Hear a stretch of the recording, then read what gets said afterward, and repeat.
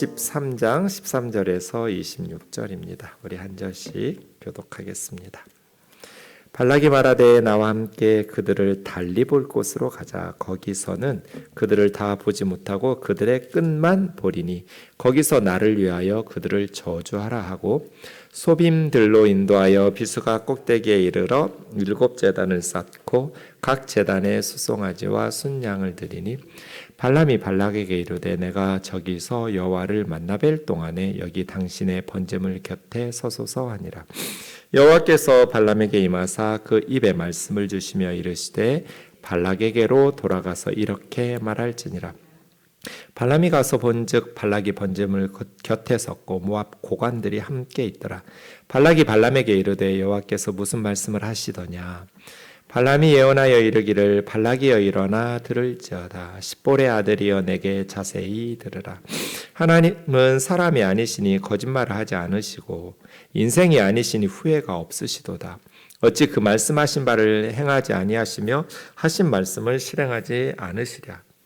내가 축복할 것을 받았으니 그가 주신 복을 내가 돌이키지 않으리라. 야곱의 허물을 보지 아니하시며 이스라엘의 반역을 보지 아니하시는도다. 여호와 그들의 하나님이 그들과 함께 계시니 왕을 부르는 소리가 그 중에 있도다.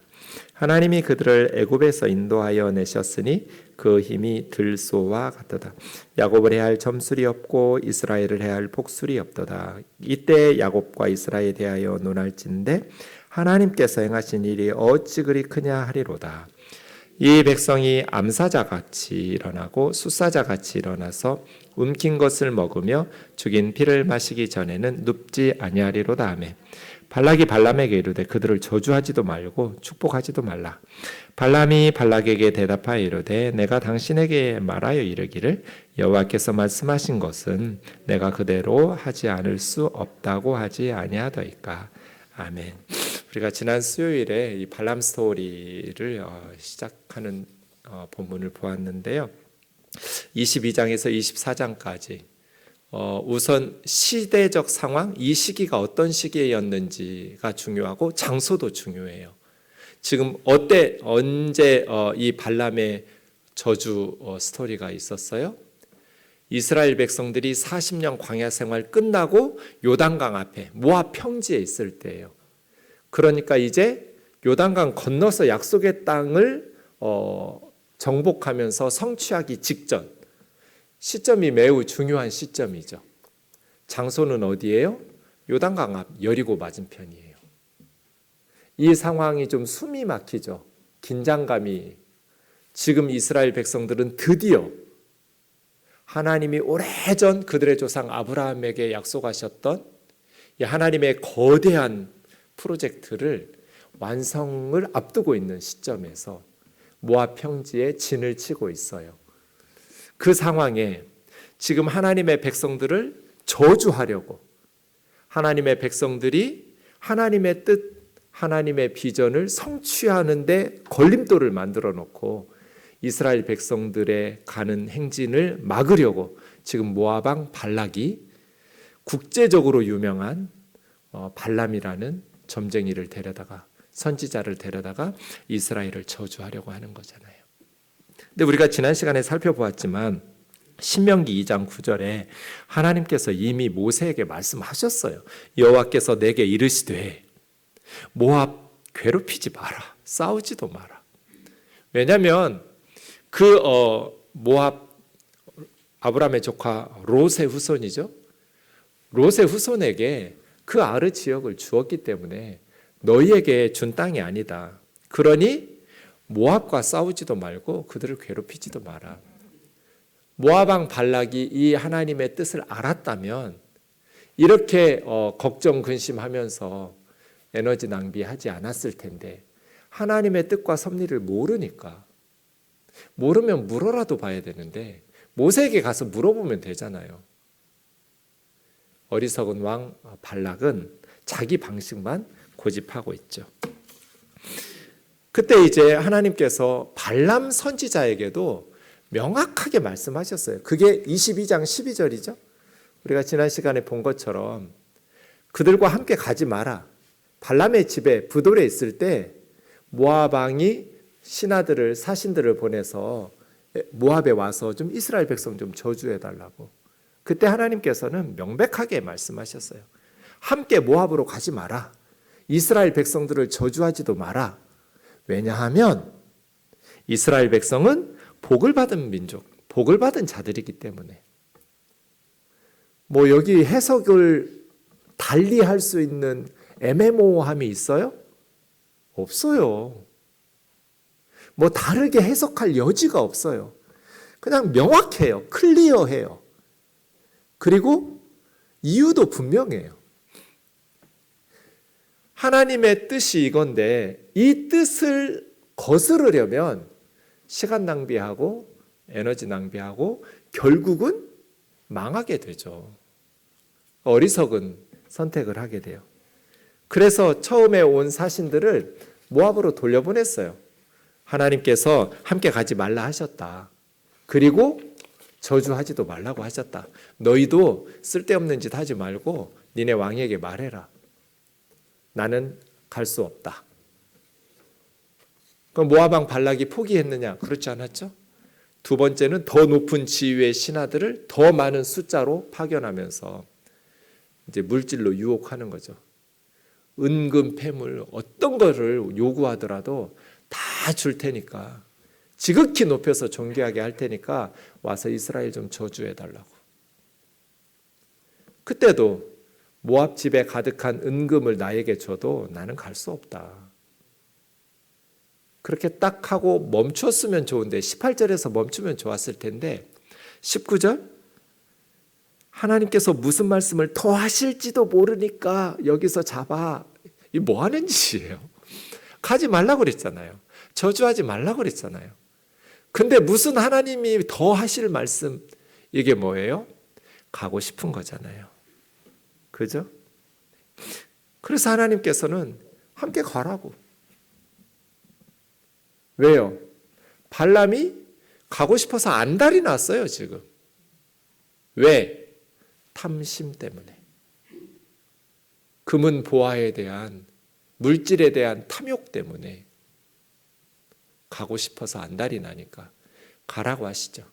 그러나 내가 너에게 이르는 말만 준행하라고 경고를 덧붙이십니다. 예레미야 6장 12절 13절 좀 같이 읽겠습니다. 시작. 내가 그 땅 주민에게 내 손을 펼 것인즉 그들의 집과 밭과 아내가 타인의 소유로 이전되리라. 여호와의 말씀이니라. 이는 그들이 가장 작은 자로부터 큰 자까지 다 탐욕을 부리며 선지자로부터 제사장까지 다 거짓을 행함이라. 예레미야 선지자는 남유다 예루살렘의 멸망 직전부터 멸망 직후까지 말씀을 전한 눈물의 선지자죠. 나라가 멸망한다라는 하나님의 말씀을 선포해야 되니까 얼마나 괴로웠겠어요. 목숨 걸고 하나님의 말씀을 전해요. 이스라엘이 회개하고 돌아오면 망하지 않을 수 있으니까요. 근데 하나님께서 그 땅 주민은 예루살렘과 유다 주민들이에요. 내 손을 펼 것인즉 그들의 집, 밭, 아내가 타인의 소유로 이전되리라. 이게 무슨 뜻이에요? 나라가 망한다는 뜻이에요. 왜 예루살렘이 멸망하는가? 왜 유다가 망하는가? 왜 하나님께서 그들의 집, 밭, 아내를 타인에게 빼앗기도록 멸망하게 하시는가? 이는 작은 자부터 큰 자까지 다 탐욕을 부렸기 때문에. 특별히 선지자로부터 제사장까지. 왜 선지자와 제사장들이 다 거짓을 행할까요? 왜 거짓 메시지를 전할까요? 그 뒤에 이제 이어지는 말씀을 보면 이스라엘은 지금 범죄했기 때문에 샬롬이 없는데 약한 사람들, 연약한 자들이 부르짖고 있는데 샬롬을 외쳐요. 제사장과 선지자들이 평안하다, 평안하다. 하나님의 복을 외쳐요. 기복신앙. 백성들의 기복주의를 부추겨가면서 다 거짓 메시지를 전해요. 왜요? 탐욕 때문에. 영적인 지도자들이 그렇게 탐욕 때문에 거짓된 메시지를 전하니까 백성들이 작은 자부터 큰 자까지, 지위가 낮은 사람이든지 높은 사람이든지. 제가 차가 없잖아요. 그래서 교회차를 탄단 말이에요. 근데 이게 애매하잖아요. 가끔은 저의 개인적인 용도로도 쓴단 말이에요. 교회 스타렉스를. 그래서 뭐 이제 그 고속도로비나 이런 것들은 클리어해요. 제가 내죠. 신방 다닐 때는 교회에서 내도록 하고. 문제는 주유비예요. 이게 주유비를 정확히 계산을 못 하잖아요. 저를 위해서 사용했을 때 주유비는 내가 내는 게 맞고, 교회 일을 위해서 사용했을 때는 교회에서 내는 게 맞잖아요. 근데 이게 애매해가지고 주유할 때 그냥 뭐 예컨대 9만 원어치 주유해 주세요 하고 영수증은 6만 원어치만 끊어주세요 이런 식으로 해요. 그러니까 그게 이상했나 봐요. 맨날 그렇게 하니까 그 주유소에 알바하시는 아저씨가. 그래가지고 저한테 말하는 거예요. 당신 누군데? 뭐 하는 사람인데 남들하고 거꾸로 하냐고. 남들은 5만 원어치 주유해 주세요 하고 영수증은 10만 원짜리 끊어주세요. 그런데요. 왜요? 그거 회사 갖다 놓으면 10만 원 받으면 5만 원 버는 거잖아요. 이런 사람은 있어도 당신처럼 많이 내고 영수증 줄여서 달라는 사람은 처음 보니까, 맨날 그러니까 그게 이상한 거예요. 그래서 어느 날 하루는 물으시는 거예요. 뭐 하는 사람이냐고. 나 목사라고. 왜 이렇게 영수증을 끊냐고. 사실 이게 교회 차인데 내 개인 용도로 쓰기 때문에 그냥 나머지는 이렇게 하고 있다고. 그러냐고. 나는 직장 다니다가 은퇴해가지고 주유소에서 알바하는데, 내가 주유소에서 알바하면서 대한민국이 머리끝부터 발끝까지 썩었다는 걸 알았다고. 좋은 차 끌고 오는 사람들은 5만 원 놓고 10만 원짜리 영수증 끊어달라고 그런대요. 중국집 배달하는 오토바이를 끌고 온 애들은 5천 원어치 넣고 1만 원짜리 영수증 끊어달라고 그런대요. 부자나 가난한 사람이나 좋은 차 끌고 오는 사람이나 오토바이 끌고 오는 사람이나 대한민국은 머리끝부터 발끝까지 썩었다.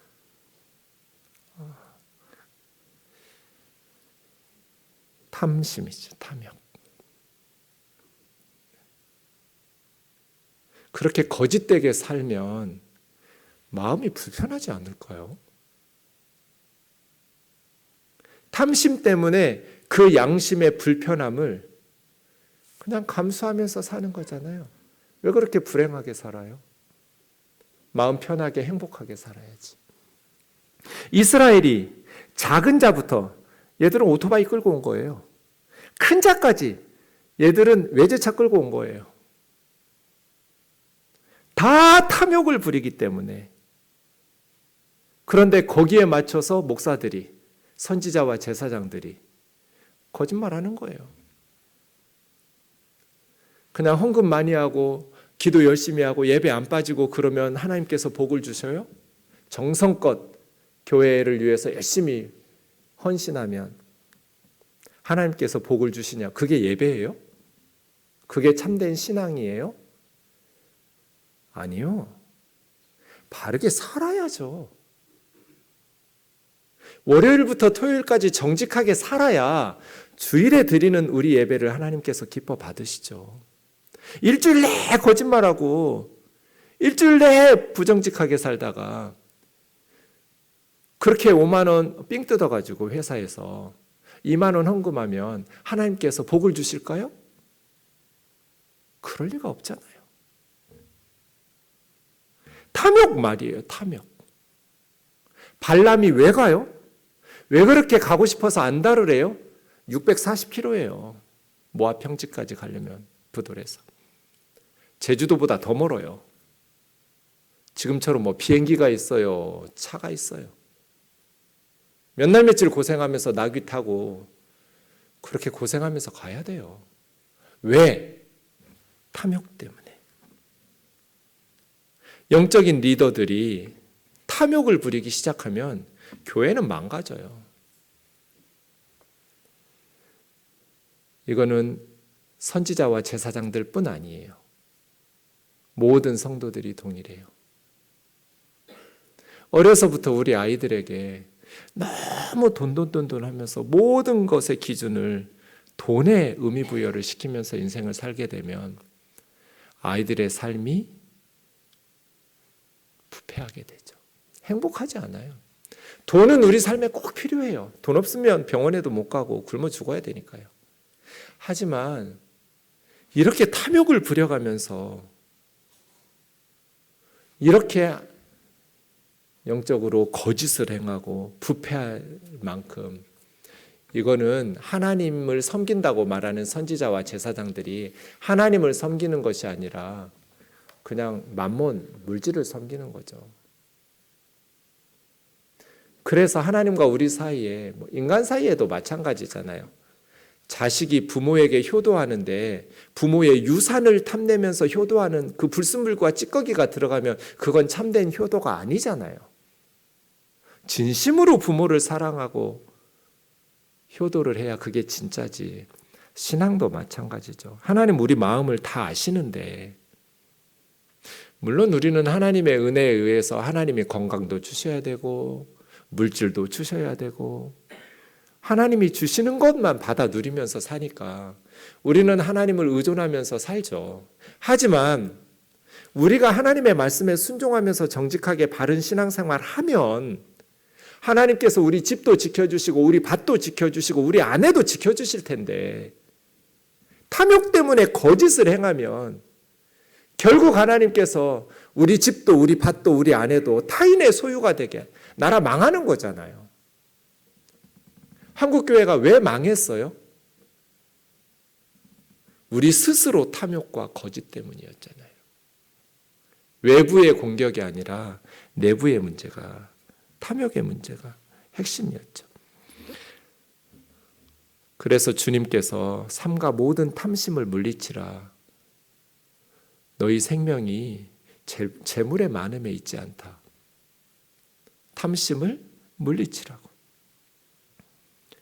그렇게 해서 발람이 모압으로 가가지고 저주하려고 하는데 저주를 못하게 하나님이 막으셨어요. 3번을 반복하는데 오늘은 2번째 사건이에요. 13절 보시면 첫 번째 저주하라고 그랬더니 오히려 이스라엘을 축복하니까 나와 함께 그들을 달리 볼 곳으로 가자. 거기서는 그들을 다 보지 못하고 그들의 끝만 보리니 거기서 나를 위하여 그들을 저주하라 하고 소빔들로 인도하여 비스가 꼭대기에 이르러 7 제단 쌓고 각 제단에 숫송아지와 순양을 드렸어요. 첫 번째는 이스라엘 백성들이 다 보이는 모압 평지가 훤히 들여다 보이는 곳으로 갔어요. 그랬더니 그 많은 숫자에 겁이 났는지 저주를 못했다고 생각해서 이제는 모압 평지가 다 보이지 않고 일부분만 보이는, 이 비스가 산꼭대기는 아바림 산맥의 한 봉우리인데 더 높은 봉우리들에 의해서 가리기 때문에 이스라엘 진역의 끝만 보이는 그러한 비스가 산꼭대기에 가서 그러면 이제 저주할 수 있을 거라고 생각한 거예요. 장소를 바꿨어요.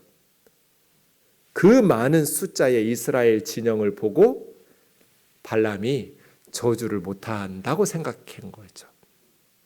그곳에서 소빔들이라는 것은 소빔, 이게 파수, 망보고 지켜보는 아마 높은 고원지대니까 이런 이름이 붙은 것 같아요. 거기서 7개의 번제단을 쌓고, 번제단 하나에다가 7번 반복한 게 아니에요. 7개의 제단을 쌓아서 각 제단에 숫송아지 1마리, 순양 1마리씩을 번제로 드리고 그 다음 2번째 드리고 3번째 드리고 이렇게 7번을 반복한 거예요. 이스라엘도 이런 식으로 하나님 앞에 희생제사를 드린 적이 없어요. 지극정성을 다한 거예요. 뭐 하는 거예요?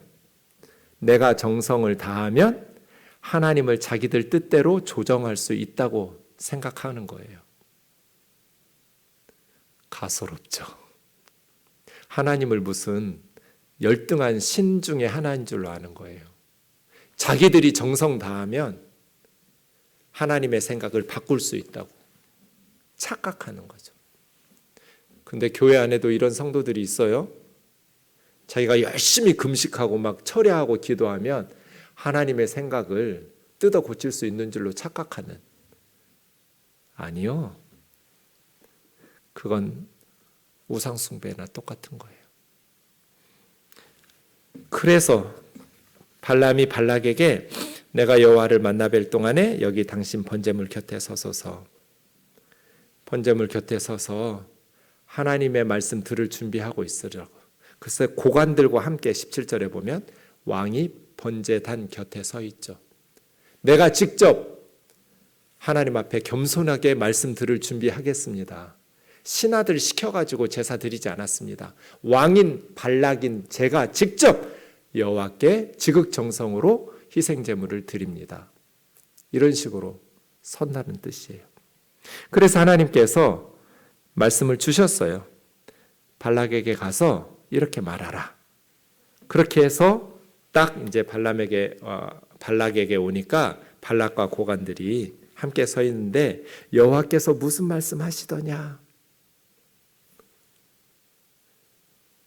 10번 찍어 안 넘어가는 나무가 없듯이 첫 번째는 실패했지만 두 번째 다시 온갖 정성을 다해서 하나님 앞에 번제를 드렸으니 혹시 하나님께서 생각을 바꾸실 수 있지 않을까? 라고 기대하는 마음으로 여호와께서 무슨 말씀하시더냐라고 물었어요. 네. 사탄이 하나님의 백성들에게 한번 패배를 당했다고 해서 포기할까? 그렇지 않아요. 그래서 그리스도인들은 한번 영적인 승리를 했다고 해서 자만하거나 교만하면 안 돼요. 항상 깨어 있어야 돼요. 이스라엘 백성들을 저주하려는 이 발람과 발락의 첫 번째 시도가 실패했다고 해서 포기하는가? 아니요. 또 하잖아요. 두 번째 실패했다고 해서 포기하는가? 아니요. 세 번째 또 해요. 계속해서. 그래서 하나님의 백성들은 항상 깨어 있어야 돼요. 베드로전서 5장 같이 읽지요. 시작. 근신하라 깨어라 너희 대적 마귀가 우는 사자같이 두루다니며 삼킬 자를 찾나니 너희는 믿음을 굳건하게 하여 그를 대적하라. 근신하라 이 말은 잠들지 마라 깨어 있으라는 뜻이에요. 정신 차리고 있어라. 술 취하지 말고 잠들지 말고 영적으로 깨어 있으라는 거예요. 항상 준비하고 있으라는 거예요. 왜요? 우리를 대적하는 마귀가 이 먹잇감을 찾아다니는 마귀가 우는 사자처럼 두루다니며 삼킬 자를 찾고 있으니까 성도들은 항상 깨어 있어야 된다. 어떻게 해요? 믿음을 굳건하게 하여 그를 대적하라. 한번 영적으로 승리했다고 해서 우리가 넋놓고 있으면 넘어지기가 너무 쉬워요. 항상 깨어 있어야 돼요. 18절이죠. 이제 두 번째 하나님으로부터 받은 말씀을 전합니다. 발락이여 일어나 들을지어다. 십볼의 아들이여 내게 자세히 들으라. 네. 일어나라는 것은 단순히 육체적인 행동뿐 아니라 영적으로도 좀 영적인 각성 그런 뜻이. 좀 들어라. 하나님의 진리의 말씀을. 하나님의 참된 메시지를 들어라. 듣고 깨달아라. 자세히 들으라는 말은 원문은 너의 귀를 나한테 다오 그런 뜻이에요. 발락 왕아, 네 귀 좀 나한테 주고. 그래서 똑똑히 들으라는 거예요. 하나님은 사람이 아니시니 거짓말을 하지 않으시고 인생이 아니시니 후회가 없으시도다. 하나님은 사람과 달라. 거짓말을 안 하시는 분이야. 이랬다 저랬다 하시는 분이 아니야. 상황에 따라 이 말씀하셨다가 저 말씀하셨다가 그렇게 변경시키시는 분이 아니야. 하나님은 하나님의 계획하심에 후회가 없으신 분이야. 그래서 제가 오늘 우리도 후회 없어요. 주를 섬기는 것에 그 찬송 부른 거예요. 하나님이 후회 안 하세요? 우리를 하나님의 자녀 삼으시고 우리를 하나님 나라 약속의 땅에 들어가게 하시는 그 하나님의 계획하심에 후회가 없으세요? 그럼 우리도 주를 섬기는 것에 후회 없어요 하고 부른 거예요. 찬송 부를 때 다 곡마다 말씀하고 이유가 있어요. 여러분은 아실지 모르실지 모르겠지만 네. 하나님 후회가 없으세요. 근데 가끔 하나님께서 성경 읽다 보면 후회하신다는 말씀 나오는데 노아 홍수 전에 하나님께서 사람들 만드신 걸 후회하셨다고 그랬잖아요. 홍수 사건. 세상에 죄악이 가득한 것을 보고 하나님 후회 안 하신다고 그랬는데 왜 성경에는 하나님이 후회하셨다는 말씀이 있지? 두 개는 달라요. 여기서 하나님께서 후회가 없으시다라는 것은 하나님의 계획하심은 완전하기 때문에 후회하실 일이 없는 거예요. 하나님은 후회하실 계획을 설계하지 않으세요. 창세기 6장 같은 곳에서 인간들의 죄와 불순종 때문에 후회하셨다라는 것은 그 사람들의 죄에 대한 하나님의 슬픔의 표현이에요. 감정적 표현. 내가 저놈의 자식을 왜 낳아가지고 이렇게 속을 썩나, 이런 말이에요. 하나님께서 이스라엘 백성들을 약속의 땅으로 들이시겠어 지상에 하나님의 나라를 세우겠다는 하나님의 말씀이 법이 되고 하나님이 왕이 되시는 그러한 지상의 나라를 세우시겠다는 하나님의 계획은 후회가 없으세요. 완전하신 계획이니까요. 물론 그 과정 속에서 하나님의 백성들이 불순종하고 하나님의 백성들이 너무나 악하게 살아갈 때 하나님께서는 슬퍼하시면서 내가 괜히 만들었지, 이렇게 감정적으로 후회스럽다라고 표현하신 거예요. 어찌 그 말씀하신 바를 행하지 않으시며 하신 말씀을 실행하지 않으시랴. 발람은 이방의 선지자인데 정확하게 하나님을 알고 있어요. 내가 축복할 것을 받았으니 그가 주신 복을 내가 돌이키지 않으리라. 나는 하나님께서 이스라엘을 축복하라고 말씀하셨는데 그것을 변경시킬 재간이 없다. 하나님께서 말씀하신 이스라엘을 향한 축복의 말씀을 받은 내가 그것을 바꿔서 저주할 수는 없다.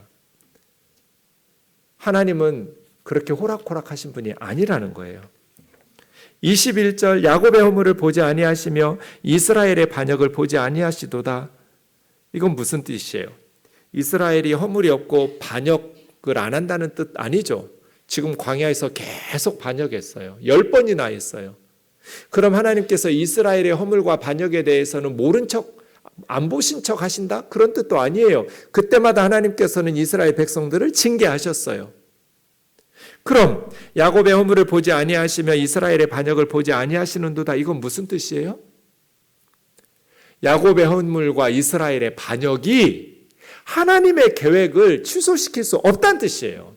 지금 하나님의 계획은 뭐예요? 가나안 땅으로 데리고 들어가는 거예요. 이스라엘 백성들이 반역을 했을 때 40년 동안 기다리시기는 해요. 그 허물과 죄에 대해서 심판하시느라고 광야 40년을 방황하게 하셨어요. 하지만 하나님의 계획을 누구도 꺾을 수가 없어요. 출애굽 1세대가 실패하고 불순종하면 하나님은 40년 광야에서 기다리시면서 출애굽 2세대를 통해서 하나님의 뜻을 이루세요. 반드시 요단강은 건너가야 되고 가나안 땅은 정복해야 돼요. 하나님의 계획은 후회가 없어요. 하나님의 뜻은 누구도 막을 수가 없어요. 심지어 하나님의 백성들의 반역조차도 하나님의 계획을 변경시킬 수 없어요. 주님은 다시 오셔야 돼요. 주님 다시기 위해서 모든 족속에게 복음은 전파돼야 돼요. 땅의 모든 족속에게 복음이 전파된 후에 주님이 오신다고 그랬어요. 대한민국이 선교 한국으로 한국 교회가 정신 못 차리고 복음을 전하는 지상 명령을 소홀히 여기면 저는 교회는 무너진다고 생각해요. 교회사를 공부해 보면 알아요. 역설이에요. 교회사를 공부해 보면 역설로 가득해요. 우리 교회를 위해서 먼저 하는 교회는 무너져요. 신기하죠? 우리 교회를 먼저 챙겨야 교회가 안 무너질 것 같은데 주님이 말씀하신 거예요. 살려고 하면 죽고요. 죽으려고 하면 살아요. 안 죽어요. 불사신이 돼버려요. 교회가. 지상명령을 소홀히 여기는 교회는 무너져요. 주님의 지상명령을 최우선적으로 여기면서 복음을 전하고 죽어가는 영혼들을 살리려고 하는 교회와 그런 나라는 망하지가 않아요.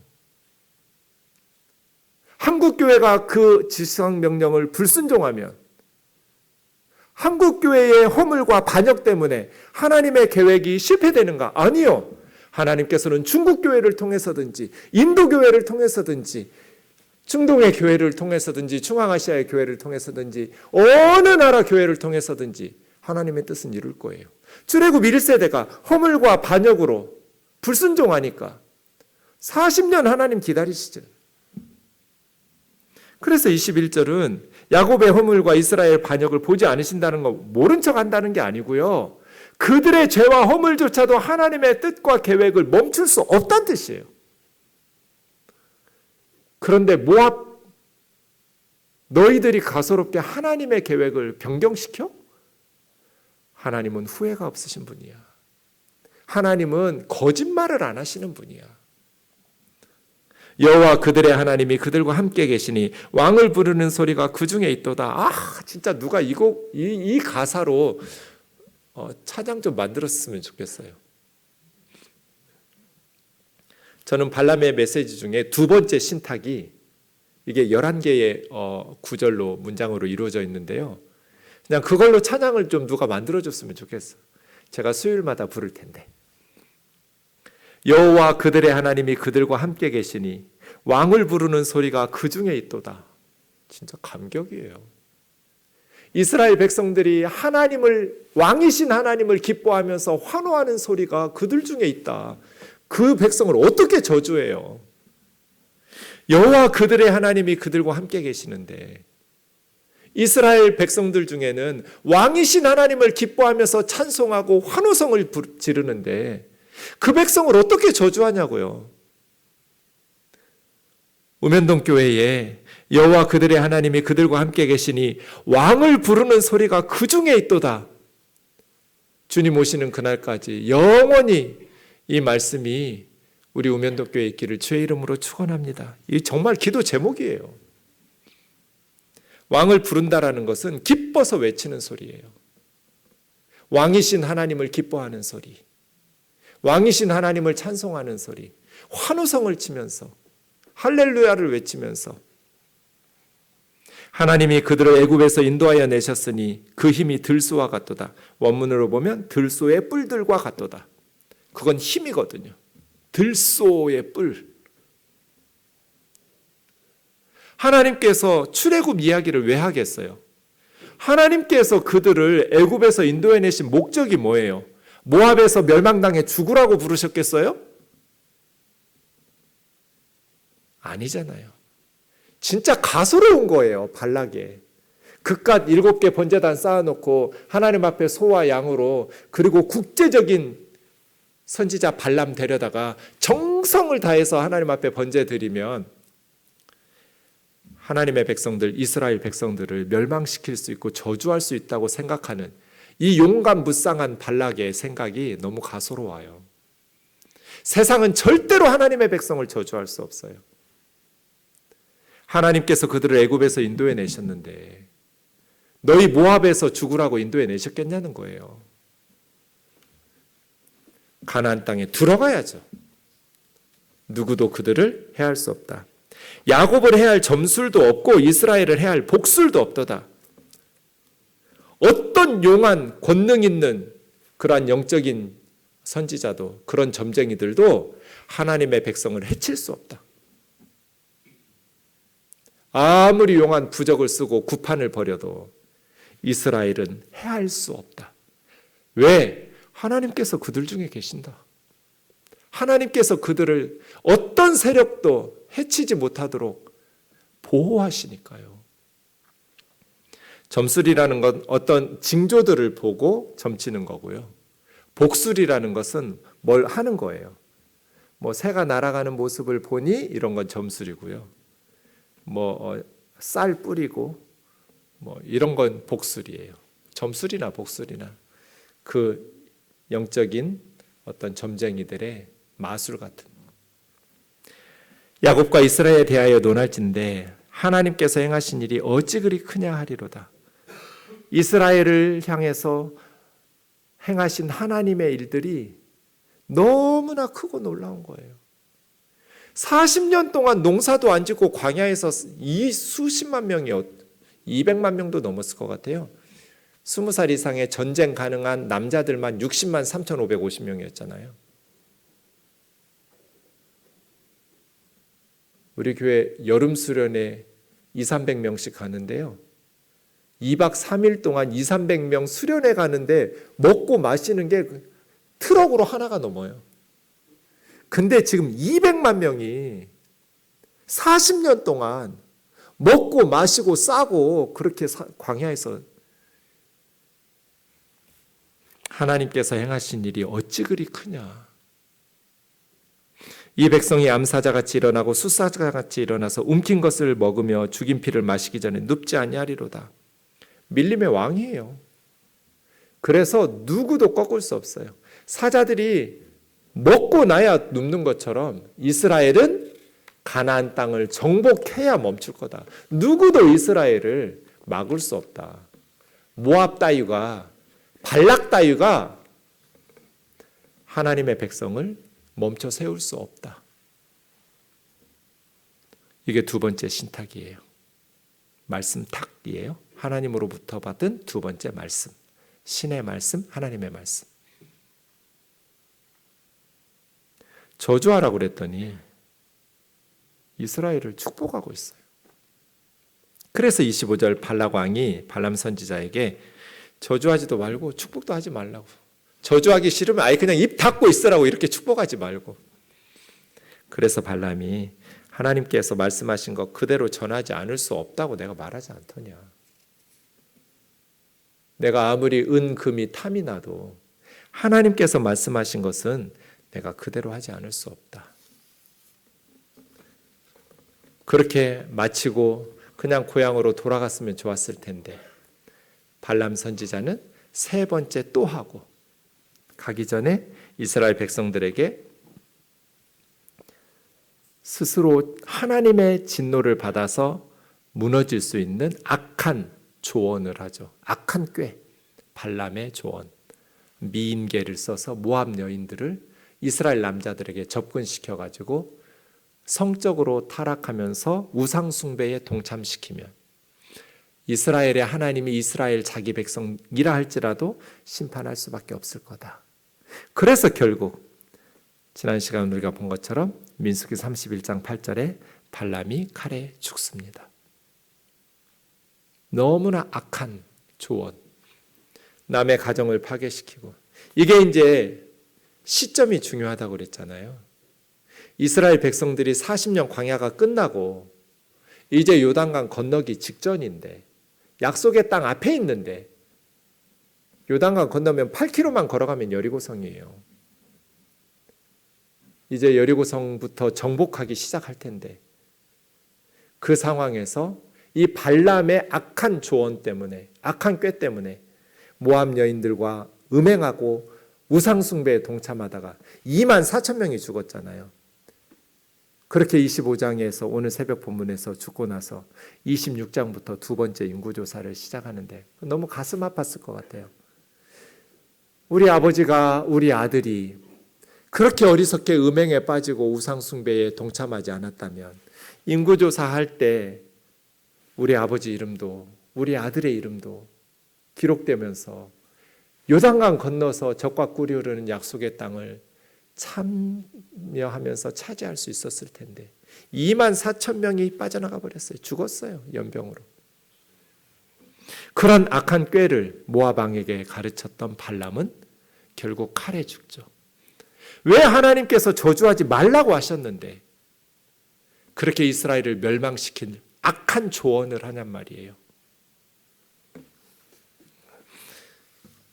이 발람 스토리를 통해서 하나님께서 우리에게 주시는 말씀은 예레미야 29장 11절 같은 것이죠. 같이 읽겠습니다. 시작. 여호와의 말씀이니라. 너희를 향한 나의 생각은 내가 아나니 평안이요 재앙이 아니니라. 너희에게 미래와 희망을 주는 것이니라. 아멘. 너희에다가 여러분 이름을 넣어보세요. 그리고 읽어보세요. 여러분을 향한 하나님의 생각은 하나님이 아시잖아요.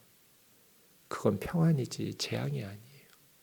우리 미래와 희망을 주는 것이에요. 누구도 하나님의 백성을 저주하지 못하도록 하나님의 뜻은 반드시 이루어져요.